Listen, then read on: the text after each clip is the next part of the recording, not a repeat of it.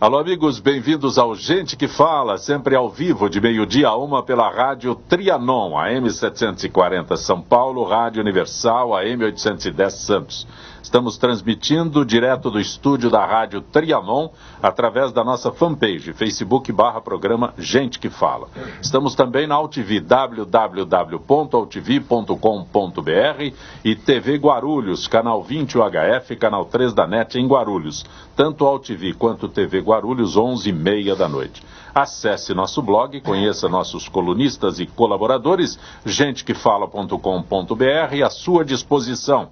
O telefone aqui no estúdio da Rádio Trianon, 3289-3580, e ainda o telefone da nossa produção, 5052-5555. Participando desta edição de Gente que Fala, advogado Eugênio Palazzi. Prazer tê-lo aqui hoje. Boa tarde, obrigado, Zancopé, pelo convite mais uma vez. É um grande prazer participar desse programa que eu considero um dos melhores programas do rádio brasileiro, especialmente nesse horário, não tem comparação. Parabéns e muito obrigado pelo convite. Também conosco o economista professor Odilon Guedes. Prazer tê-lo aqui, Odilon. Tudo bem, Zancopé, é um prazer muito grande voltar aqui a Trianon, é o Gente que Fala. Também conosco o empresário Maurício Coab. Prazer tê-lo aqui, Maurício. Prazer é todo meu. Muito obrigado pelo convite, Zé Copé. Vai ser um prazer conversar com vocês aqui hoje. Você é diretor da Trisoft. O Isso que mesmo. é a Trisoft? A Trisoft é uma indústria têxtil que fabrica não tecidos, que é uma gama de produtos da área têxtil, porém todos feitos com base de fibra feita com garrafas PET. É tecido que não é tecido? É tecido que não é tecido, exatamente. Isso é um conceito meio complicado de entender. Por isso que eu tô... Porque, na verdade, ele usa apenas fibras, não usa fios, né? Então, o tecido ele tem uma trama em ordume. Perfeito. E o não tecido ele tem apenas fibras colocadas randomicamente, e aí você depois aglutina elas através de temperatura, ou através de mecanicamente, ou com pressão, às vezes até com resina, que não é o nosso caso, porque a resina consome água. E a Trisoft é uma empresa preocupadíssima com o quê? Basicamente com ter produtos sustentáveis, que são feitos com materiais reciclados, parcialmente reciclados e, principalmente, que é o mais importante, 100% recicláveis. Porque eu anunciei o advogado Eugênio Palazzi, o economista Odilon Guedes e o empresário Maurício Coab, diretor da Trisoft. Aí você diz que é uma... Como é que é? Tecido. O Palazzi... O Eugênio também falou, como? Tecido não entendi tecido. Direito que era não tecido, né? Mas qual é a utilização disso, Maurício? Bom, nós atuamos hoje em 97 ramos de atividade diferentes. Vou te dar alguns exemplos. Por exemplo, a gente trabalha com produtos materiais que são utilizados em estofados, em colchões, fabricamos palmilhas que são 100% recicláveis também. Tudo que eu vou te falar agora é reciclável 100%. É um tecido resistente, então, né? Grande duração. Ele, na verdade, tem aplicações e performance diferentes. Ele consegue ser tridimensional, com uma altura de 30 centímetros, 10 centímetros, 5 centímetros. Depende de como você colocar ele, certo? E você consegue compactar ele para ter 1.1, 1.2 milímetros também. Puxa, fica duro que nem uma cartolina bem grossa. Que bacana. Usado também em filtração de automotiva, né, nas indústrias automotivas, em filtros, enfim. Construção civil também? Construção civil, principalmente na área de isolamento termoacústico, que nós temos uma linha nova que está substituindo a lã de vidro e a espuma de PU, que são produtos que não são recicláveis. Tem que estar no aterro e tem que ter uma destinação adequada. Perfeito. Em depoimento ao Tribunal Superior Eleitoral, Cláudio Melo Filho, que foi vice-presidente da Odebrecht, reafirmou que o presidente Michel Temer pediu apoio financeiro da empreiteira ao partido durante as eleições de 2014. Segundo Melo Filho, no jantar que ocorreu no Palácio do Jaburu, estavam Temer, Marcelo Odebrecht e Eliseu Padilha. Eliseu Padilha hoje é ministro da Casa Civil. Está afastado, está com licença médica, não é isso? Exato. Passou por uma cirurgia, prolongou a licença médica, mas... Está no foco aí de várias questões, né? Tem um outro também que não sabia que depositaram dinheiro na conta dele. O ex-ministro do Turismo. 800 mil euros numa conta na Suíça. Ele não sabia que tinha colocado esse dinheiro na conta dele. Aqui o repasse é de 10 milhões da empreiteira Odebrecht ao PMDB. Odilon Guedes, Maurício Coab, Eugênio Palazzi. Olha, eu acho que a coisa é muito simples, né? Tem que impugnar a chapa da Dilma com o Temer. ter uma eleição indireta, porque a Constituição determina isso, porque, veja, eu acho que você tampão? Porque até o fim do segundo ano, se for impugnada a chapa, a cassação, você tem que ter eleição. Passando já para o terceiro ano, que é agora 2017, você tem uma eleição indireta. E que aí a Câmara Federal se reúne e escolhe um novo presidente. Eu acho que isso aí precisaria ser feito, porque o problema do Brasil é todo mundo vai empurrando tudo para frente e não resolve nada. E você precisa dando exemplo. Eu acho que se a Justiça Eleitoral for atuar objetivamente em cima dessas provas aqui, tem que suspender impugnar a chapa e a Câmara Federal fazer novas eleições. Eugênio, Palazzo, um detalhe, né? Michel Temer hoje é presidente da República, empossado, legitimamente presidente da República. Aí tem algo que se diz que ele não é... Como é que é? Ele não está exposto a problemas anteriores ao seu mandato. É uma tese que é colocada, né, de que ele não teria responsabilidade sobre os atos praticados. Acontece que quem foi eleito foi uma chapa. Isso o Odilon tem razão. E até o STF, o STE já se posicionou de que o julgamento que vai ocorrer ali é o julgamento da chapa e não o julgamento isolado das contas do Temer e das contas da Dilma. Mas eu enxergo essa questão de uma forma um pouco diferente.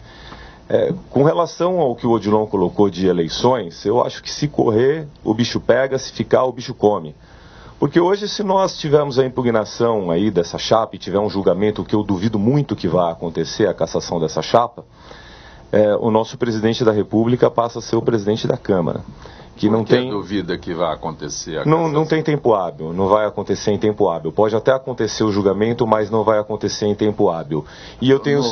Deixa eu transformar num outro exemplo. O Rio de Janeiro teve a sua chapa impugnada. Sim. Certo? Sim. Aí eles recorreram. Sim. É por isso que não há tempo hábil. Eu acredito exatamente por isso. Consumiu o restante do mandato. E tem um outro detalhe. Quem é o autor dessa ação que impugna a chapa da Dilma e do Temer é o PSDB. E o PSDB hoje é da base governista. Né? Eles estão de alguma forma ligados à base governista. Então é uma situação aí que eu não acredito que vá acontecer. Mas com relação a essas denúncias aqui do Cláudio Melo Filho, eu não entendo como denúncia, mas sim como afirmações de que o Temer pediu dinheiro para a Odebrecht, pediu apoio financeiro. A mesma coisa foi dita com relação ao Aécio Neves. É sabido que a Odebrecht financiou vários partidos, várias campanhas, tanto federais como estaduais, assim como municipais também. O que eu coloco em dúvida, ou em questão, vamos dizer assim, não é uma dúvida, mas é a questão que deve ser apurada, é se o que a Odebrecht pagou para o Temer, se o que a Odebrecht pagou para o Aécio, foram doações de caixa 2, foram doações ilegais. Porque falar, olha, realmente o Temer pediu dinheiro para mim, não é problema nenhum. Todo político pede dinheiro para as grandes empresas. O problema é como esse dinheiro foi pago, como esse dinheiro foi distribuído. Nós já sabemos que para o PT, esse dinheiro foi pago de forma ilícita. Isso está apurado, isso está comprovado nos autos das investigações. Agora, com o Temer, não sei, eu ainda não tive acesso à resposta, a sociedade não teve acesso às provas e alegações do Michel Temer da chapa do PMDB, né, do partido PMDB, ou do PSDB, ou do Aécio Neves. Então isso tem que ser averiguado antes de se acusar. Natural, pediu dinheiro sim, todo mundo pede dinheiro, mas foi pago de forma legal ou não? Para o PT não foi. Maurício Coab. Bom, eu vou pegar um prisma um pouco diferente dos dois. Eu acho que, você foi muito pragmático, você falou que realmente não tem tempo hábil, não vai rolar nada agora. A questão de ir lá e impugnar e tirar o governo do lugar e colocar eleições indiretas ou de outra forma, está cansando o empresariado brasileiro. Quer dizer, isso vai quebrar o país. A gente não aguenta mais. Vai. Se continuar a ter uma crise política em cima da outra... Não, é que quando você coloca o vai... eu acho que ainda não quebrou. Vou te falar, o brasileiro é muito resiliente. Sim. Imagina, de forma alguma, o Brasil é muito resiliente, o brasileiro é muito forte, é muito trabalhador, mas está cansando. Ontem eu escutei falar com uma empresa francesa que distribui produtos de eletroeletrônicos, etc. e tal, fez uma declaração dizendo que está indo embora do país porque cansou de absolutamente tudo. Essa declaração está circulando pelas redes sociais e precisa ver se é verídica, não se sei, há veracidade. Por isso que eu não mencionei o nome, porque eu não sei se é verídica. Mas mesmo se não é verídica, eu te falo uma coisa.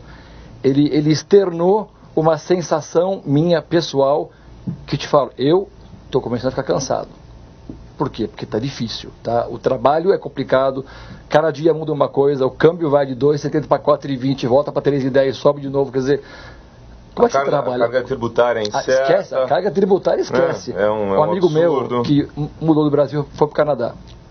Ele falou, Maurício, como é que é o tributo? Você paga muito imposto no Canadá? Eu falei, Maurício, olha, é o seguinte, no Canadá, para faturar meus produtos, eu pego um papelzinho, chamo o PS, preencho o que eu estou mandando e mando para o cliente. E a nota? Não, a nota eu mando depois. Aí imposto. Não tem imposto, só tem imposto de renda. Acabou. Você trabalha, você tem imposto de renda. Acabou. E depois é distribuído pelo país inteiro conforme. Mas como é que faz com os estados, com as cidades?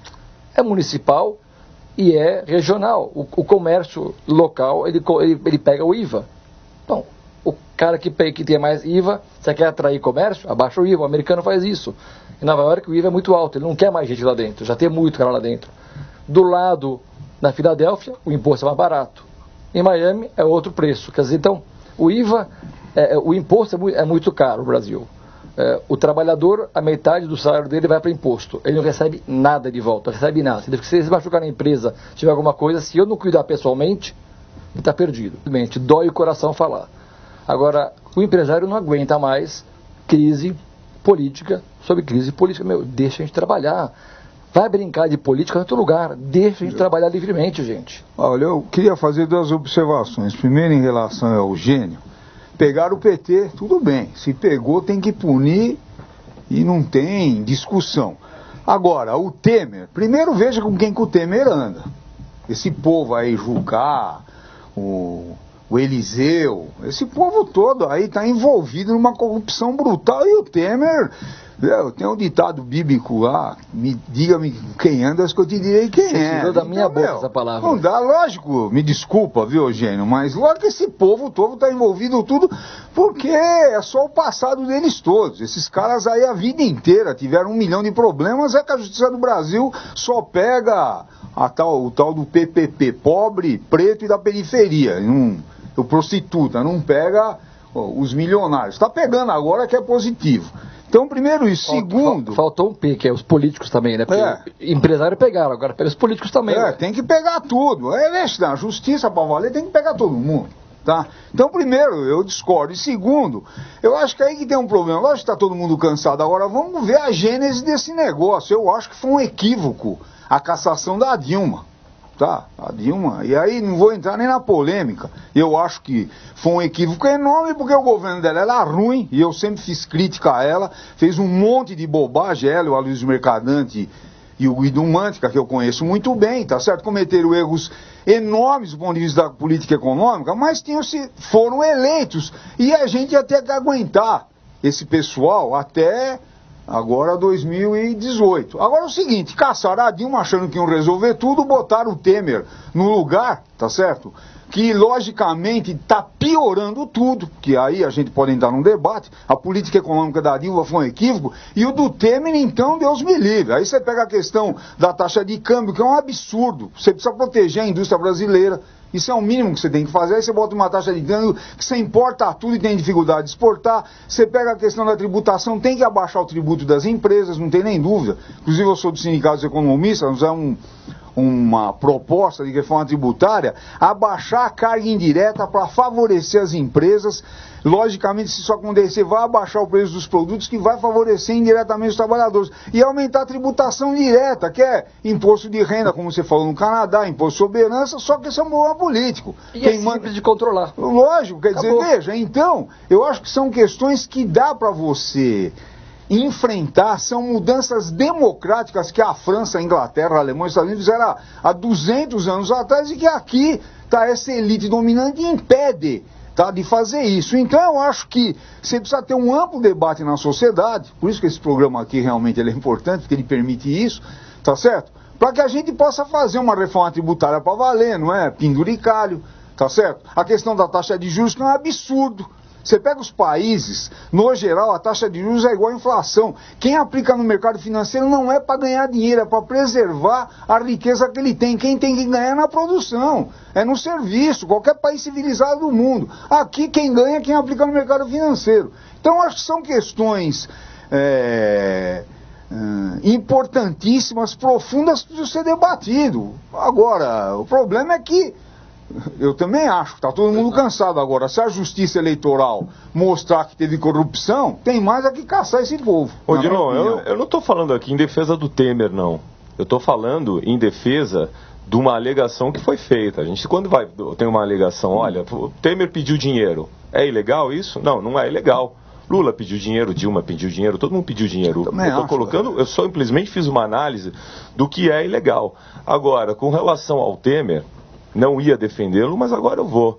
O Temer está enfrentando questões que nenhum outro governo teve coragem de enfrentar, a não ser, por exemplo, o Fernando Henrique, quando fez reforma da Previdência Social. O Temer está enfrentando, sim, questões trabalhistas. Ele está enfrentando os sindicatos. Ele está enfrentando a reforma tributária, ainda que de forma medíocre, mas está enfrentando questões que o PT, em vários anos, em 12 anos de governo, não teve coragem de enfrentar.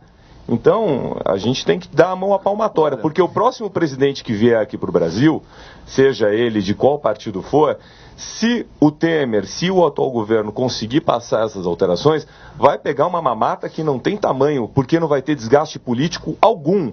O Temer não está fazendo um governo populista. Ele está fazendo um governo de olho no que é necessário. Mas, olha, ele não está preocupado está preocupado em ser eleito presidente da República em 2018. Ele está preocupado em resolver problemas. Existem escândalos no governo dele? Existem. Mas ele está dando um bypass nisso. Ele está trabalhando, está mandando as propostas para resolver o problema. O que o PT fez nesse sentido? Nada. O PT governou para ganhar eleição por 12 anos. Ainda bem que perdeu. Eu vou discordar. O PT governou para transformar o Brasil numa Venezuela. Exatamente. O Brasil ia virar Venezuela. Destruiu esse país. O Brasil estava no caminho de virar Venezuela. Eu sei que eu estou falando que eu já vi a Venezuela de perto, amigos meus de perto. O caminho estava esse o caminho. Não, ia acontecer mesmo. Porque se a Dilma não tivesse saído por um impeachment, que foi uma medida política, mas política é isso. É o clamor do povo, é o clamor da sociedade. É o que as pessoas precisavam e necessitavam. Do jeito que estava, não tinha condições desse país continuar, especialmente pela guerra que foi implantada pelo próprio PT no Brasil, pela guerra de classes, pelas divergências que o PT construiu dentro desse país. Hoje em dia nós falamos de racismo. Racismo é uma coisa que sempre existiu. Pode ser que sempre tenha existido, mas não da forma como hoje acontece no Brasil. Não existia uma guerra, uma briga entre as classes sociais, o pobre contra o rico. Não existia isso. Desculpa, olha, eu acho que o grande erro do Lula não foi ter enfrentado os problemas estruturais do país. Esse foi o grande problema. Então, não, é o que eu tô falando. Não, os bancos. Mas é o que eu tô falando. Não, veja, deixa eu explicar. O Lula não enfrentou o poder dos bancos, nem a Dilma e nem o Temer. Tanto que a taxa de juros continua brutal. Tá caindo. Se fosse na mão do Lula, do PT, estaria em 25% agora. Tava. O Fernando Henrique, eu sou professor de economia brasileira, o que eu estou falando não é que eu acho, estão lá nos dados estatísticos. O Fernando Henrique pagou uma taxa média no governo dele de 25% real da taxa de juros. O maior absurdo do mundo. Mais um detalhe, privatizou tudo e quando ele entrou a dívida pública era 28% do PIB, quando ele saiu foi 60%. O que eu estou falando não estou inventando. São dados reais. É que as pessoas hoje, é a questão da chamada pós-verdade. A mídia coloca um negócio, todo mundo repete sem saber. O Lula não enfrentou os bancos, não enfrentou a questão da estrutura tributária, deixou quem paga tributo no Brasil é pobre, o Lula não enfrentou isso, não enfrentou a questão do câmbio, que a indústria brasileira precisa ter projeto para desenvolver. Não tem país no mundo que se desenvolva sem um projeto industrial. Isso é obviedade, é na indústria que você se desenvolve tecnologicamente.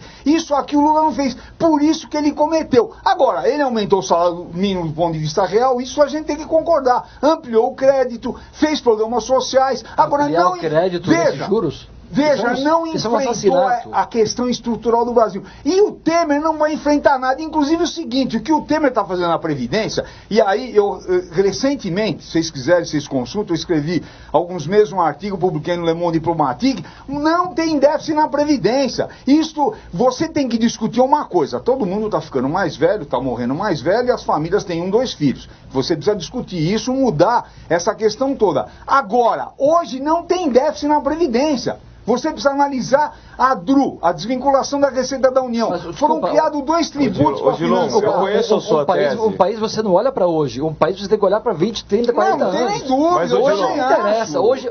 Veja. Peraí, só um minutinho só. Não, tudo bem. Hoje, você planta uma semente hoje, você vai colher em 40 anos. Hoje não quer dizer nada. Eu não posso olhar para hoje. Eu tenho que olhar para a projeção do futuro. Se continuar assim, se continuasse como estava, a gente está perdido. Agora, te falar uma coisa, a nível de juros, eu perguntei para o banco, por que custa tão caro financiar um carro? Sabe por quê?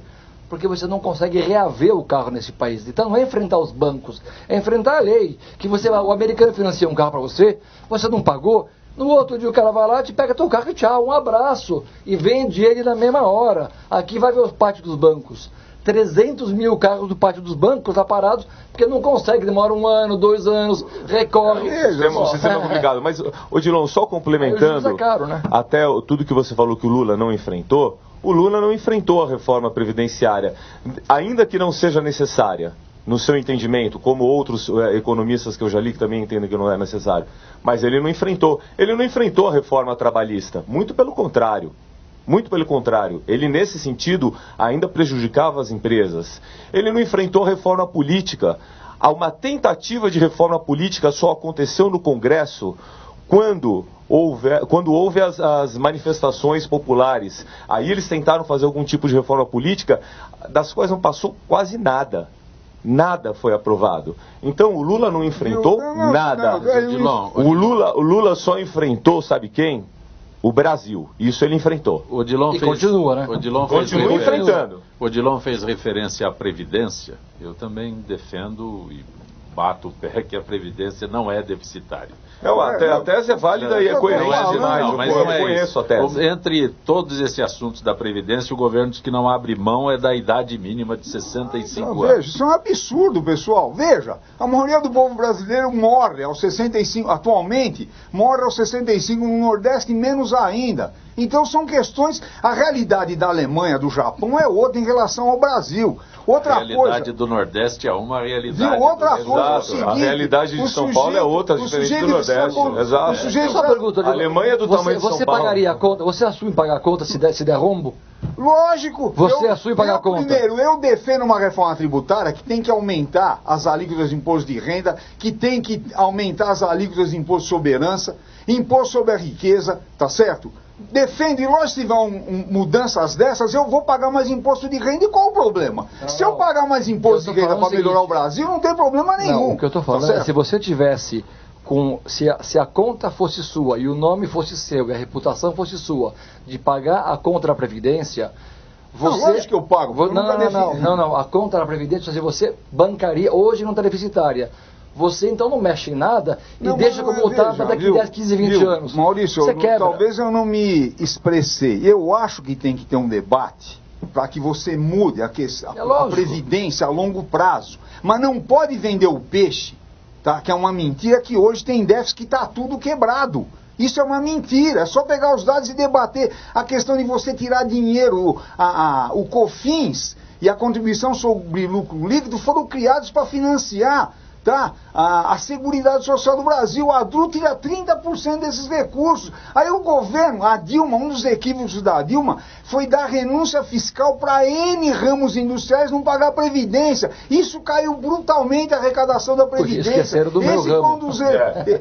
Eu ia adorar, cara. Esse não é adorar, não. Não houve desoneração no teu ramo. Veja, outra coisa, com essa política equivocada que veio da Dilma e o Temer está aprofundando, com esse desemprego enorme, cai a arrecadação da Previdência, essas questões. Aí o Temer, pessoal, veja, congelar os gastos por 20 anos. Aí você tem um problema, o seguinte, você pega lá no norte do país, está se perdendo bilhões, por causa de milhões e milhões, por causa que você não consegue transportar a soja. Porque o orçamento está congelado por 20 anos os gastos. Ué, só para dar um privatiza, exemplo. privatiza. Não, mas o governo tem que trabalhar assim. em saúde, educação, infraestrutura. O resto não é com ele. Vai privatizar e o seguinte, os aeroportos foram privatizados. Ótimo, os aeroportos foram privatizados e agora quem privatizou não quer pagar o que ficou. Contrato mal feito. Não, por quê? Tudo bem, mas por que os empresários... Porque o Brasil é assim, os empresários assinaram? Por que os empresários assinaram? Só para dar outro exemplo. Eu vou te falar por quê. Odilon, você vai me desculpar agora. Eu vou explicar por que foram assinados os contratos assim. Porque fazia parte de um modelo de corrupção. Exatamente.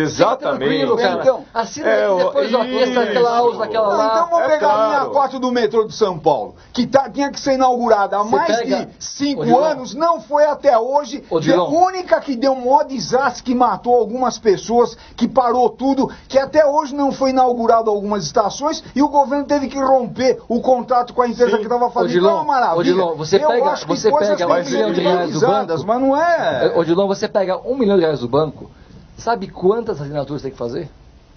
Sabe quantas? Pelo menos umas 10. Você, a tua esposa, papagaio, periquito, uma página aqui, vista aqui, assina lá e dá garantia. Muito bem. Por quê? Porque é um contrato feito por uma empresa que não quer tomar prejuízo. E faz muito bem. Lógico, capitalismo. Agora, peraí. Quem pilota a privatização, se não tem a competência, o que o Brasil tem muito, cara, o que o Brasil mais tem é competência. Vide para mim o pessoal que faz aquele como é que chama lá, aquele órgão que se tira o RG rapidamente, tudo mais. Poupa tempo. Maravilhoso. O Brasil tem competência de fazer o contrato bem feito. Só não faz por quê? Porque não convém. É business. Business ilícito. Exatamente. Eu também acho agora. Eu acho que privatização todos é perfeita. os partidos... Mas, Odilon, ninguém aqui está atacando o PT aqui. Não, eu não sou petista. A gente tem corrupção em todos os partidos, está aprovado isso. Eu fui fundador do PT e faz 11 anos, 12 anos que eu saí do PT porque eu discordava, antes de denúncia de corrupção, o que estava acontecendo com o PT, que abriu mão das transformações na sociedade, que eram transformações democráticas. Agora no Brasil, qualquer coisa, que nem falar em reforma agrária, fala que é coisa de comunista. Reforma agrária é a medida mais capitalista do mundo, é você distribuir propriedade. E a base do capitalismo é propriedade. Agora no Brasil, a elite que não quer perder dinheiro, inventa esse tipo de coisa e todo mundo acredita. Isso aqui é o seguinte, você tem uma elite, o Brasil é um dos países que tem a renda mais concentrada do mundo. O que eu estou falando não é invenção, tá certo? Você tem uma minoria bilionária e o povo se matando aí com transporte ruim, educação, saúde. 100 milhões de brasileiros não têm saneamento básico e é normal isso. Odilon, pelo amor de Deus, só cumprimentar o professor Wagner Rubinelli. Microfone mais próximo aí, Wagner, por favor, que chegou conosco. Bom dia a todos os ouvintes, bom dia Zancopé, um abraço a todos os participantes. Peguei um trânsito terrível, Zancopé. Vindo do ABC. Meu trânsito está horrível hoje. Vindo do ABC aqui ainda é um grande exercício. Quando as pessoas falam que o ABC é interior, a gente fica bravo, né? Mas demora para chegar aqui. Utilidade pública, o trânsito em São Paulo hoje está terrível. É um privilegiado, ainda fica criticando o metrô. Tá vendo? Não pode criticar. Eu não critico o metrô, é muito pelo contrário, tinha que ter metrô para todo mundo. O Eugênio Palazzi fez referência à sucessão presidencial. O governador Alckmin já levantou a mãozinha, disse que não quer, mas aceita. Não existia a menor dúvida, né? De que ele faria isso. Ele teve um sucesso tremendo na eleição aqui da cidade de São Paulo, onde colocou um candidato que ganhou em primeiro turno de forma espantosa, até surpreendente. E hoje considerado o queridinho do Brasil, né? Um dos melhores prefeitos. Mas o Lula também elegeu o Haddad.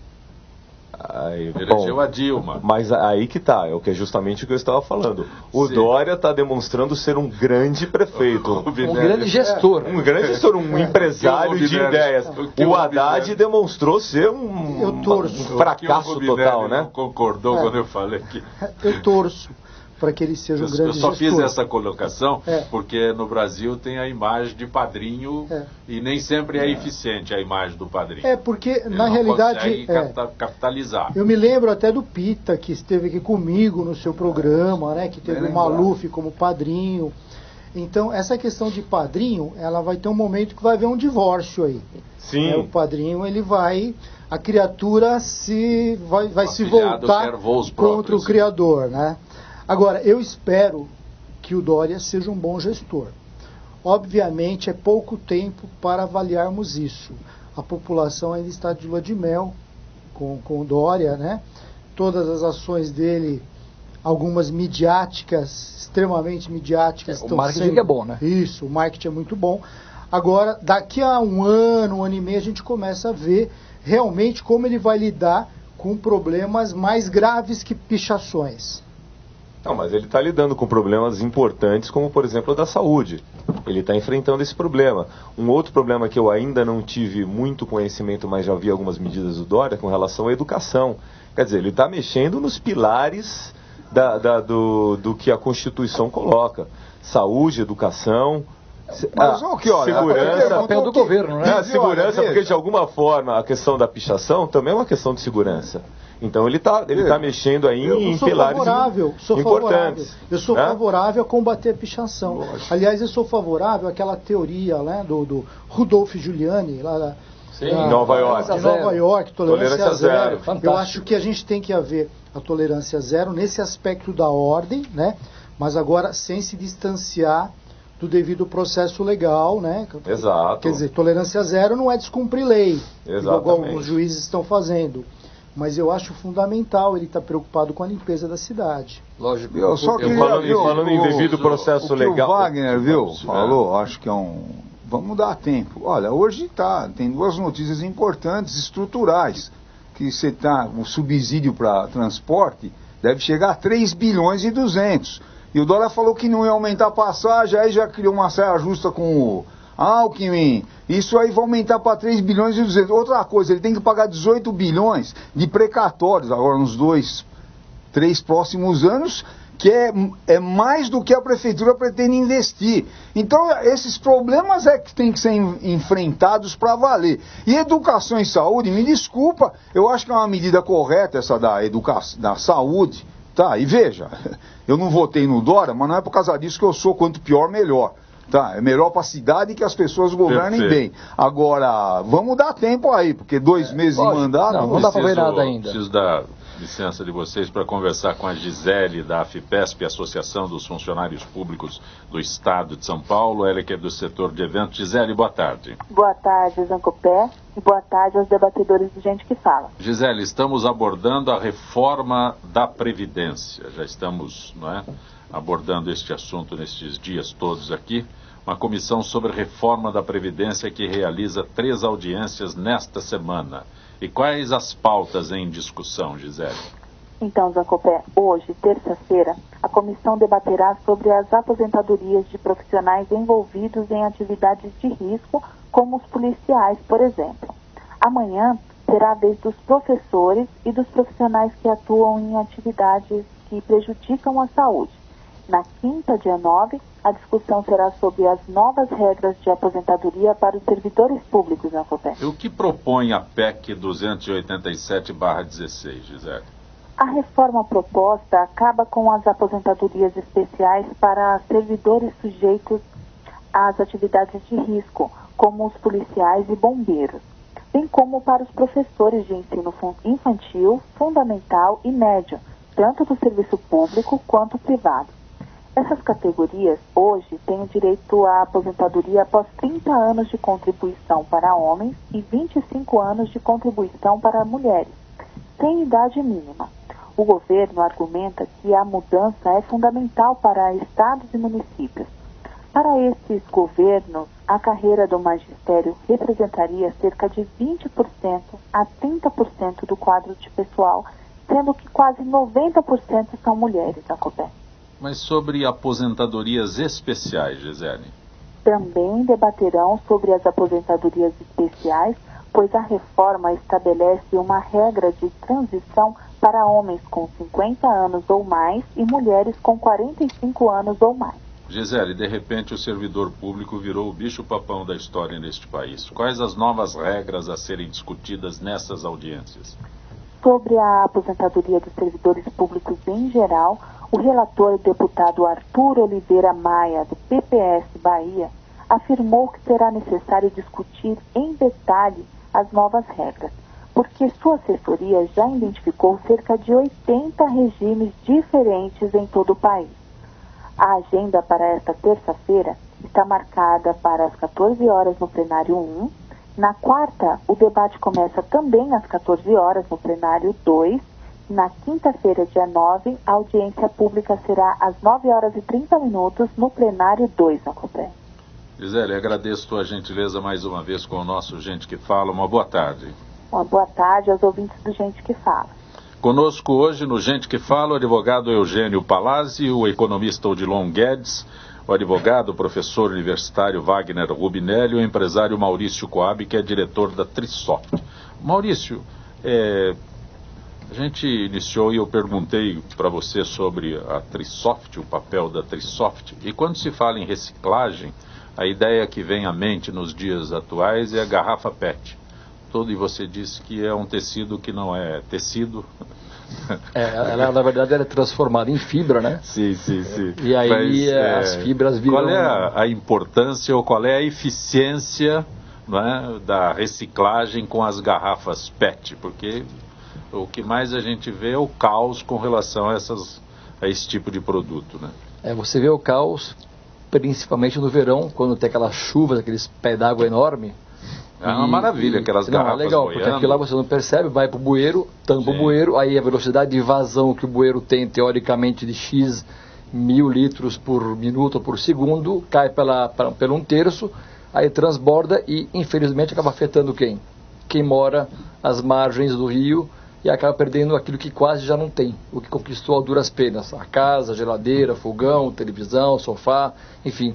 A declaração sempre, eu não tenho nada e perdi tudo. Se eu não dissesse isso, que perde a vida, né? Porque crianças morrem, irônico, pessoas ficam doentes, e é muito triste esse tipo de coisa, né? Então, e eu sinto que a gente vê no prédio nosso onde a gente mora, o pessoal faz coleta seletiva, eles colocam garrafa de fora, mas no final a moça que tira depois de pôr no elevador, junta tudo e passa caminhão de lixo e joga fora, tudo junto.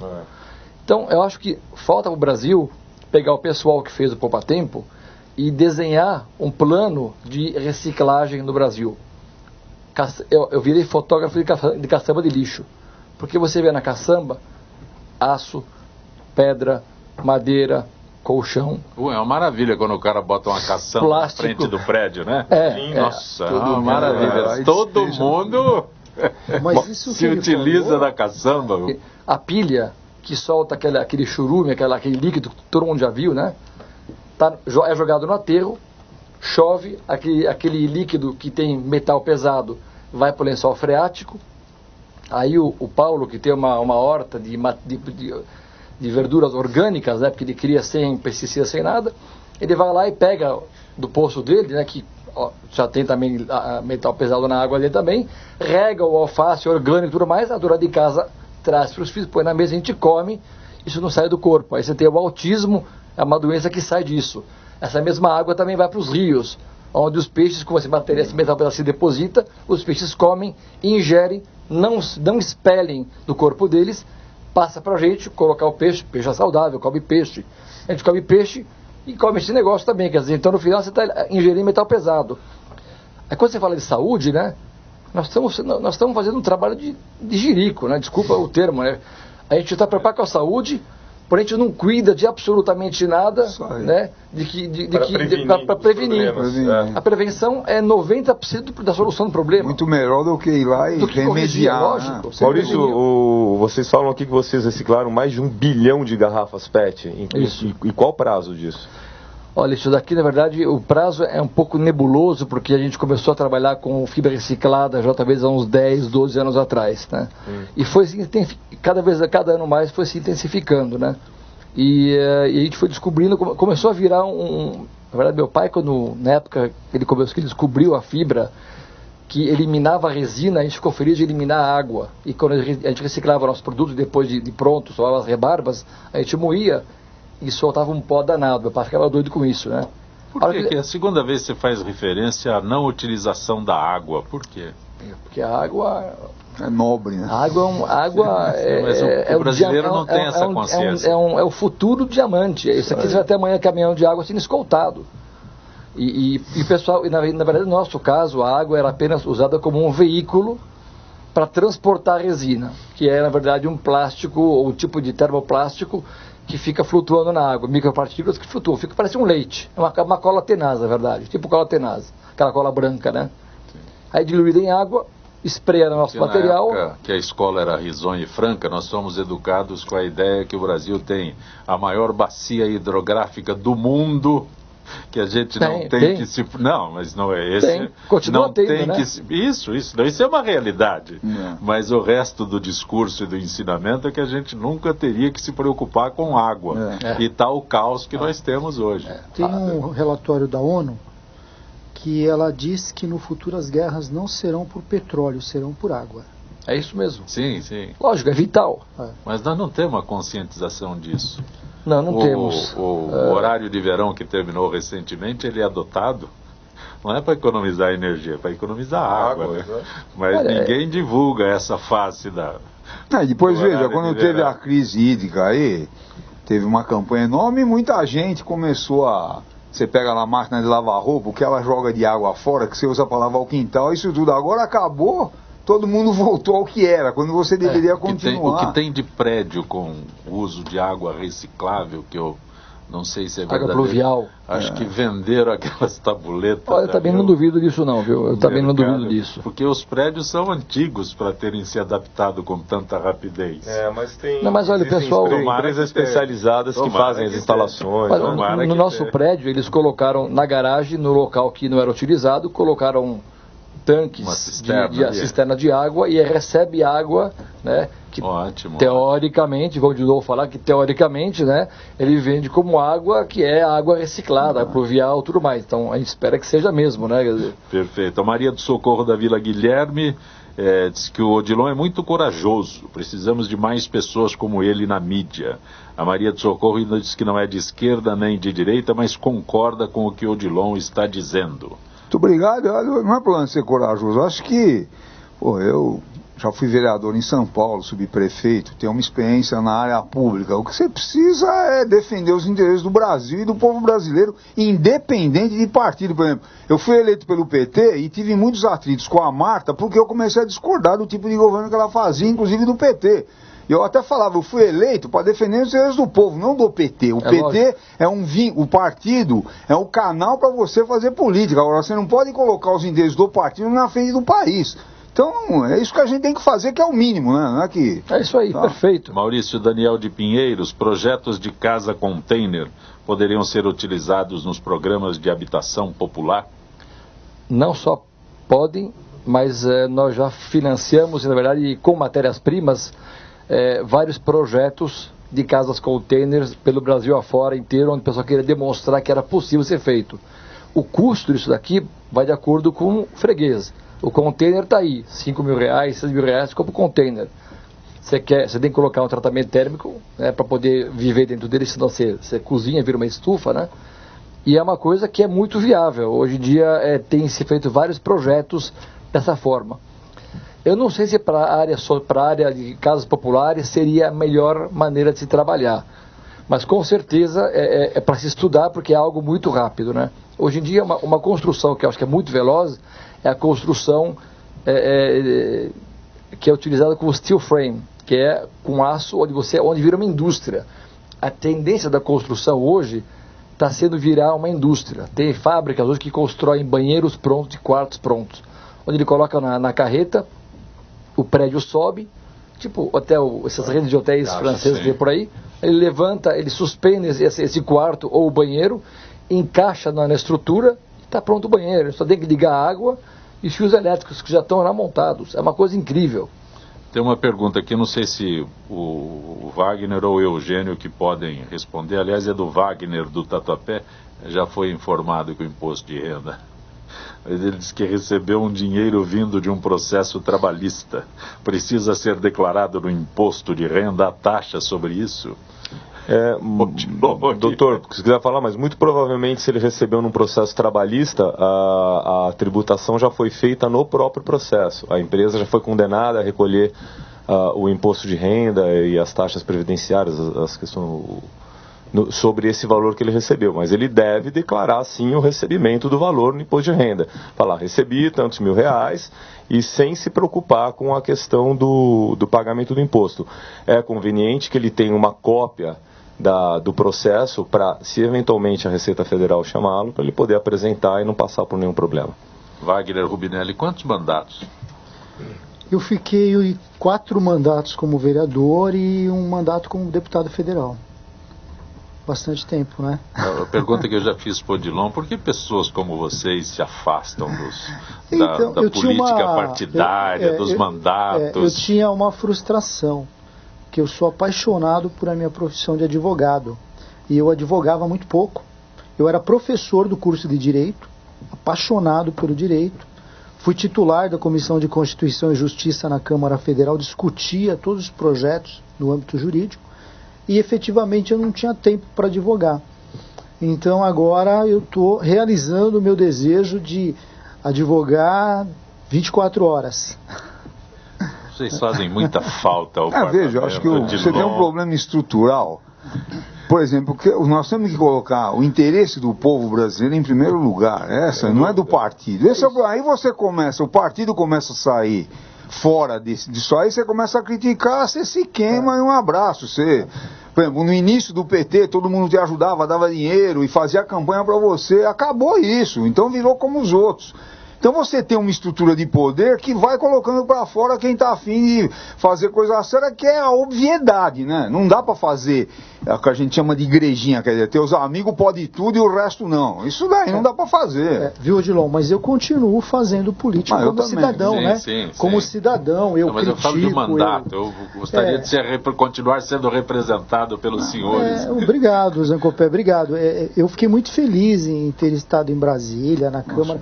Em Brasília eu apresentei um projeto que era a criação da justiça ambiental no Brasil. Para ter uma ramificação da justiça especializada na questão ambiental.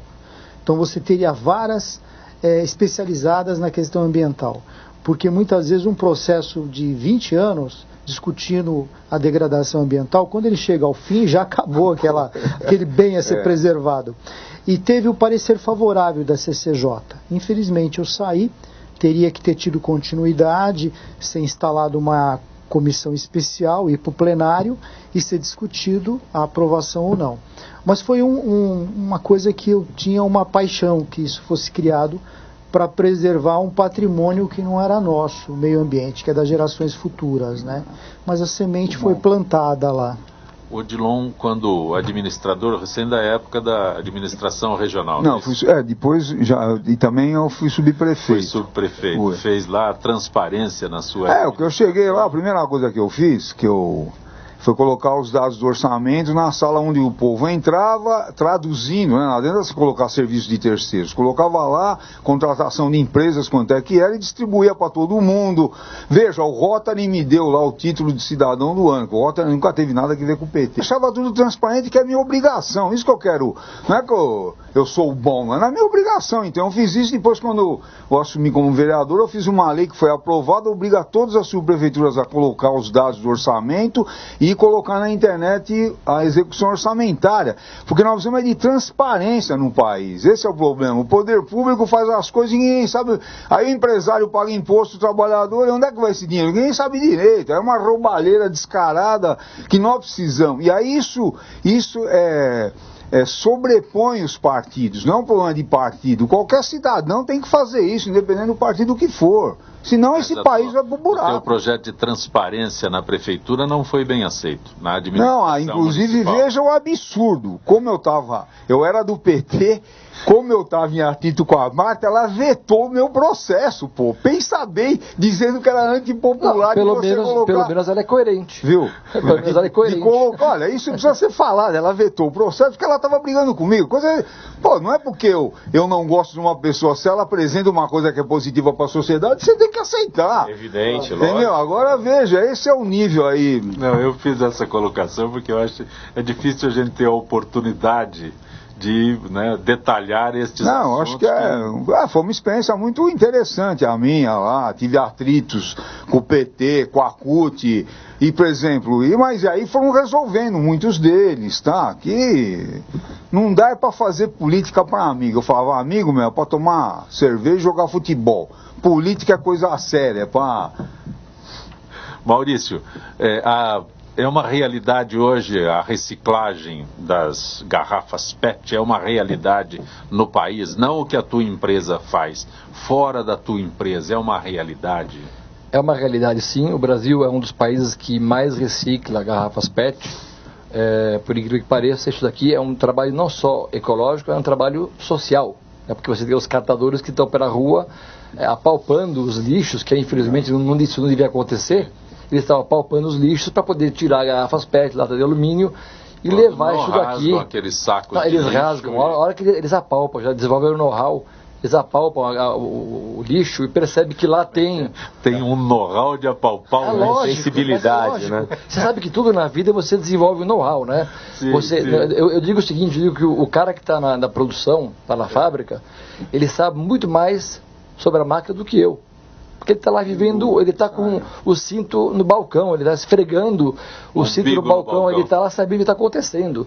Então o pessoal desenvolveu uma técnica, você percebe, passa a olhar agora que eu te falei, você vai ver esse tipo de coisa. Eles mexem no saco, eles apalpam só para saber o que tem e aonde tem, e rasgam, enfia a mão e tira.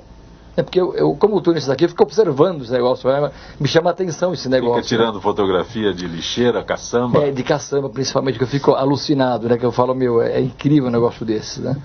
E o Brasil hoje só deveria ter um trabalho muito mais voltado ao incentivo, se não fez o trabalho todo de organizar, porque dá para organizar, é uma questão de lógica, olha, você consome matéria-prima tanto, dá para saber quanto consome, quanto produz, quanto vira, quanto recicla, é só organizar isso daqui.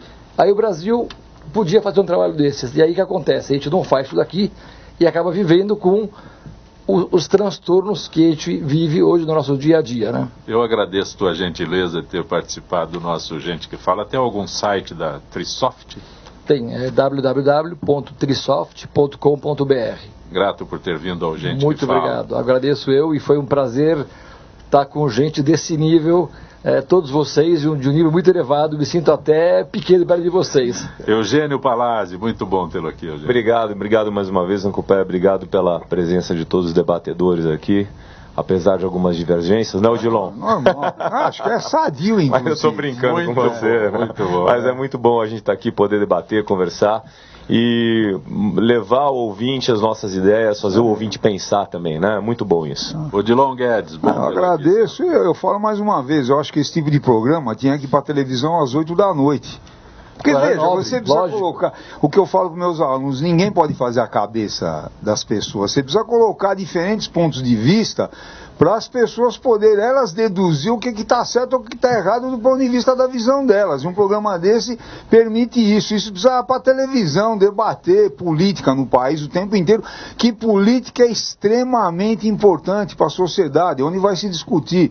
Não tem que acabar com esse negócio de que política é só baixaria, infelizmente grande parte mas nós temos que resgatar a política que é para mudar o país. Pô. Wagner Rubinelli, você citou aí, tendo participado do programa em outras edições, citou o PITA, a participação do PITA. Eu já estou velhinho, né? O programa está no ar há 16 anos. Eu me lembro você e o Odilon participam há 16 anos eu tive o prazer de estar aqui com a Zulaye, com o PITA, com muita gente, né? E é muito bom sempre estar aqui com vocês, discutindo esses temas atuais, polêmicos, de uma forma franca, sincera. Parabéns, Zancopé, né? Parabéns a toda a produção do programa e pode contar comigo pelos próximos 30 anos. Wagner Rubidelli, um grande abraço. Gente que fala tem a direção geral do jornalista Fausto Camunha, a diretora de produção Zenilda Salvato, a redação Pedro Esquiavão, produção cultural Ricardo Godoy. Na rádio Trianon, Benebenê, Cléo Rodrigues, Neildo Neres, Ricardo Valim e Sérgio Souza. Na direção da TV Guarulhos, Fernando Mauro, na direção da UTV Alberto Luquete, na técnica James Eduardo, Paulo Afonso e Iago Matsumoto. Estaremos de volta amanhã, meio-dia. Gratos, até lá.